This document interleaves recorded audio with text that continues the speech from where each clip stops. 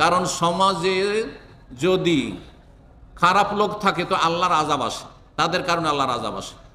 যেমন পানি জাহাজের সাথে তুলনা করেছে রাসূলুল্লাহ সাল্লাল্লাহু আলাইহি ওয়াসাল্লাম মুসলিম সমাজকে, মানব জাতিকে, সারা বিশ্বকে। পানি জাহাজে কিছু খারাপ লোক যদি উঠে যায়, যারা উঠার পরে পানি জাহাজ ফুটো করা শুরু করে, ছিদ্র করা শুরু করে, তাহলে ভালো মানুষরা যারা কিছুই করেননি, পানি জাহাজের যত্ন করে নিয়ে যাচ্ছে, পানি জাহাজে যাচ্ছে আর খুব ভদ্রভাবে সফর করছে, তারা সবাই কিন্তু ডুবে ধ্বংস হবে। হালাকু হালাকু জামিআন, সহিহ বুখারীর হাদিস। এই জন্য মুসলিম সমাজে যারা বেরোজাদার, বেনামাজি, যারা সুদখোর, যারা ঘুষখোর, যারা বেঈমান, যারা জালেম আর যারা বিভিন্ন পাপে জড়িয়ে আছে, তারা হচ্ছে ওই রকমই যারা নিজেদেরও ক্ষতি করে আর ভালো মানুষদেরও ক্ষতি করে থাকে। এই জন্য তাদের জন্য হেদায়েতের দোয়া করব, কারণ তাদের জন্য আমাদের যেন ক্ষতি না হয়, আমাদের পরিবার পরিজনের যেন ক্ষতি না হয়, আমাদের প্রিয়জনদের যেন ক্ষতি না হয়, আর তারা যেন জাহান্নামের ইন্ধন। আমরা চাই না যে আদম সন্তান কেউ জাহান্নামে যাক, কিন্তু বড় দুঃখের বিষয় যে অধিকাংশ মানুষ অবুঝ, বুঝালেও জাহান্নামে যেতে চায়, আগুনে ঝাঁপ দিতে চায়। যেমন ওই সব কীট পতঙ্গ, পোকামাকড়গুলি যাদের মরণের পাখা হয়, ছোটকাল থেকে আমরা শোনাই এইসব কি হয়েছে রে, তোর মরণের পাখা হয়েছে, এটা একটা প্রবাদে পরিণত হয়েছে। কারণ কিছু কীট পতঙ্গ আছে যখন মরবে, তখন কি হবে, ওর পাখা হবে, আর পাখা হলে তখন ঝাঁপ দিয়ে কিসে, আগুনে ঝাঁপ দিবে, কি আগুনে ঝাঁপ দিবে। তো এই সব খারাপ লোক মুসলিম সমাজের, এরা আগুনে ঝাঁপ দিতে যাচ্ছে।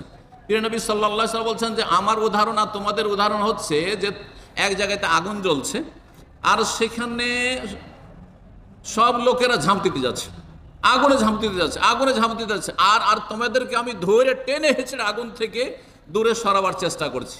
এটাই ছিল রাসূলুল্লাহ সাল্লাল্লাহু আলাইহি ওয়াসাল্লামের কাজ। দিনের যারা দায়ী, দিনের যারা আলেম, দিনের যারা খাদেম, তাদের কাজ এটি। যারা দাওয়াতি ময়দানে কাজ করে, যে কোনো স্তরে কাজ করুক না কেন, 10টা লোককে 5টা লোককে আপনি হেদায়েত করেন, তাদের কাজই হচ্ছে এইরকম যে এরা হচ্ছে ওই সব পোকামাকড়ের মতো যেগুলো আগুনে ঝাঁপ দিতে যাচ্ছে, আর তাদেরকে জাহান্নামের আগুন থেকে রক্ষা করার জন্য চেষ্টা করছে ভালো মানুষরা। আল্লাহ রাব্বুল আলামিন আমাদের সকলকে যেন জান্নাতি হিসাবে কবুল করেন, জাহান্নামের আযাব থেকে রক্ষা করেন। জি,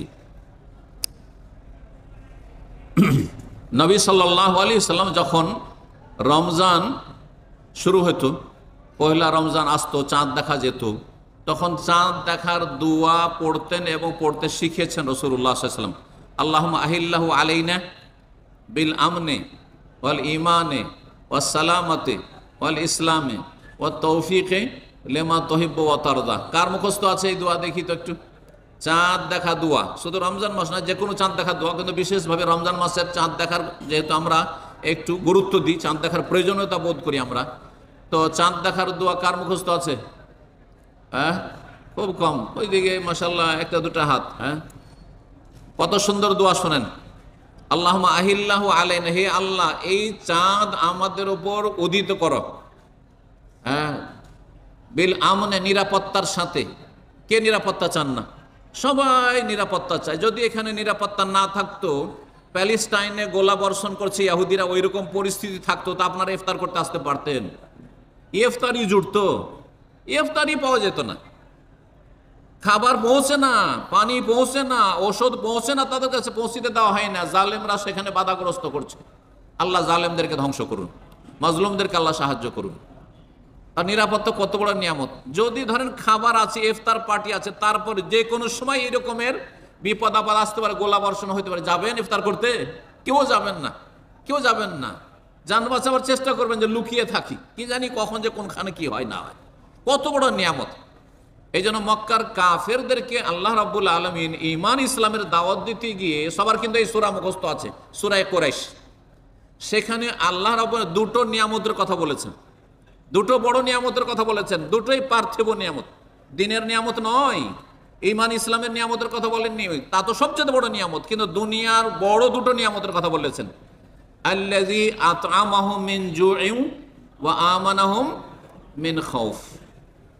সে আল্লাহর ইবাদত করো, ফালিয়াবুদু রাব্বা হাযাল বাইত, সেই রবের ইবাদত করো যিনি এই ঘরের রব, এই কাবার মালিক। কাবার মালিক আল্লাহ।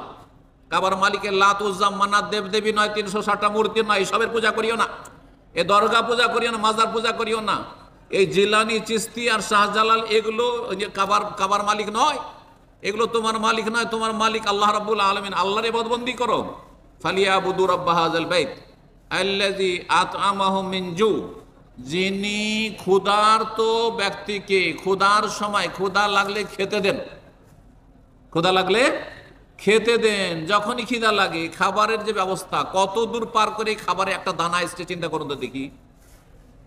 আল্লাহর পক্ষ থেকে বৃষ্টি বর্ষণ হয়েছে, না হলে পানিতে আল্লাহ রস দিয়েছেন, তারপরে সেই গাছটা যে বীজটা পড়েছিল শুকনো মাটিতে সেটা গজিয়ে উঠেছে, তারপর কত দূর পার করে কত স্তর পার করে তারপরে আপনার প্লেটে ভাতের দানাটা পৌঁছেছে। চিন্তা করুন তো দেখি, চিন্তা করুন তো দেখি।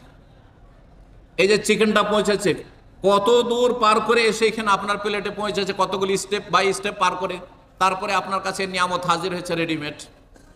যিনি ক্ষুধার সময় খেতে দিয়ে থাকেন, পিপাসা লাগলে পানির ব্যবস্থা করে দিয়ে থাকেন, তার ইবাদতবন্দি করো।